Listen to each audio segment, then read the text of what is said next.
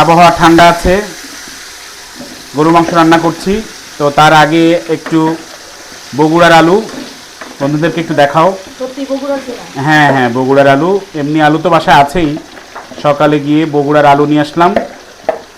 এই বগুড়ার আলু দিয়ে গরু মাংস। তো আগে আলুগুলো একটু ভেজে নিব। এই যে না, রান্না করতে পারি, রান্না ভালোই করতে পারি। এখন আজকে রান্না করব, তোমরা খেয়ে বলবা কেমন হয়। এই যে মাংসগুলো এখন ম্যারিনেট করব। এখানে এই যে বাটা মশলা আছে, এখানে পেঁয়াজ, রসুন, আদা, গরম মশলা, তোমার সমস্ত কিছু ইনগ্রিডিয়েন্টস এখানে দেওয়া আছে। এখন এটাকে আমি সুন্দর করে দেখো, আমি এটাকে মাখবো। তোমরাও তো মাংস রান্না করো, আর আসলে পৃথিবীতে দেখবা যত বাবুর্চি, একটাও দেখবা না মহিলা বাবুর্চি। পৃথিবীতে দেখবা সমস্ত বাবুর্চি কিন্তু পুরুষ। ঠিক আছে, রান্না মানেই হচ্ছে পুরুষ বাবুর্চি। সুতরাং আমি পাকিস্তান থেকে রান্না শিখে এসেছি। তোমাদেরকে মাঝে মাঝে আমি খাওয়াই, ভালো লাগে। কেমন লাগে বন্ধুদের বলো। তো আসলে সবসময় তো সুযোগ পাই না। বন্ধুদের দেখাও কেমন কালার আসছে, একটু দেখাও। একেবারে জমে ক্ষীর বন্ধুরা, দেখো। তো এই হচ্ছে বন্ধুরা আমার গোপন পদ্ধতি। তোমাদেরকে বলবো না এখানে কি কি মশলা দিয়েছিলাম। এখানে অনেক কিছু আছে। এটা এখন তেল দেওয়া হবে। আমি আগে প্রথমে মশলাগুলো দিয়ে এটাকে ম্যারিনেট করার জন্য আমি রেখে দেব কিছুক্ষণ, তারপরে এটাকে আমি রানবো। আরেকটা কথা, সেটা হচ্ছে সমস্ত কিছু বাটা মশলা। ঠিক আছে, একটু কষ্ট কিন্তু খেতে মজা। তো ভালোভাবে যদি মজাদার খাবার খেতে চাও গরু মাংস, তাহলে কিন্তু বাটা মশলা দিতে হবে, একটু কষ্ট করতে হবে, কারণ কষ্ট ছাড়া তো কেষ্ট মেলে না, তাই না? মোটামুটি বেশ আধা ঘন্টার উপরে মাংসটি ম্যারিনেট করে রাখলাম। এরপর যে আমি মাংসটি পাত্রে দিয়ে দিব। আসলে মাংস আমি কিন্তু একেবারে ভুনা করব, ঝোল মাংস না। তো দেখো এই যে এখানে কলিজা আছে, মাংসটি আমি প্রথমে দিয়ে দিব পাত্রে।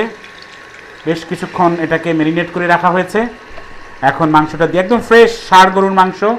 এই যে দেখো কলিজা 800 টাকা কেজি, আর মাংস নিয়েছে 780 টাকা কেজি। একেবারে দেশি ষাঁড়ের মাংস, একেবারে জবরদস্ত বন্ধুরা। দেখো ফ্রেশ মাংস। তোমাদের কার এলাকায় গরুর মাংস কত করে বিক্রি হয় একটু জানাবে। আমাদের খুলনায় এই মুহূর্তে 800 টাকা করে চাচ্ছে, কিন্তু 780 টাকায় ভালো দেশি যে ষাঁড় গরু সেটা পাওয়া যাচ্ছে। তোমাদের কার এলাকায় কত করে বিক্রি হচ্ছে আমাকে কমেন্ট করে একটু জানাবে।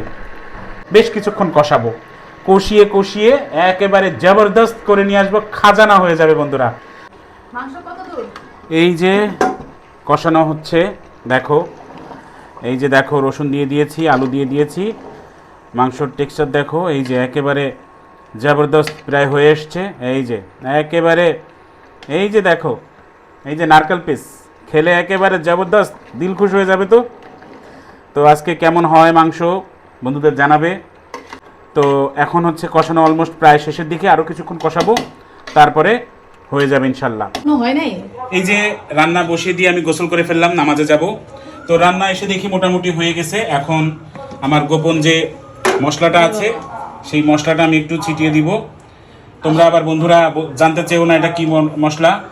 এখানে অনেক গোপন মশলা আছে, অল্প অল্প করে আমি দিচ্ছি। এটা খুবই ভালো মশলা, একেবারে খাজানা হয়ে গেছে জমে, দেখো বন্ধুরা। তো বন্ধুরা এই হচ্ছে আজকে আমার রান্না হয়ে গেল। নামাজ পড়তে যাচ্ছি, নামাজ পড়ে এসে ইনশাল্লাহ সবাই মিলে আমরা খাবো। তো সবাই ভিডিওটি দেখবে, কমেন্ট করবে, লাইক করবে, শেয়ার করবে, আর জানাবো আমি কেমন হয়েছে।